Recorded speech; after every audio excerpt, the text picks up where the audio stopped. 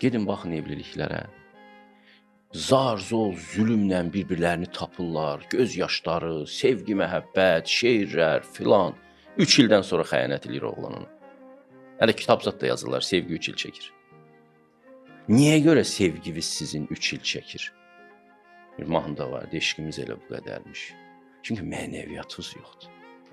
Çünki sədaqətiniz böyüməyib, ağlınızın, yaddaşınızın möhkəmləndirilməsinin qayğısına qalırsınız. Amma sədaqətinizin formalaşmasının qayğısına qalmırsınız.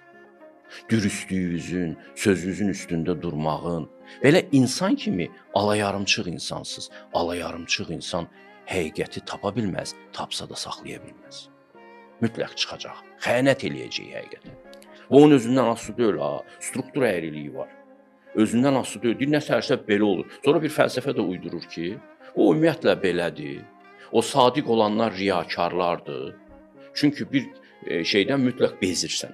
Məsələn, mən həqiqətlərdən bezmirəm. Hər podkastda gəlirəm, eyni məsələlərdən danışaram. Bu bitməyən bir eşqdir. Hər gün eyni kitabı oxuyaram, hər səhər duraram, Quran oxuyaram. Bitməz bu eşq məndə. Oxuduğum kitabları, sevdiyim kitabları təkrar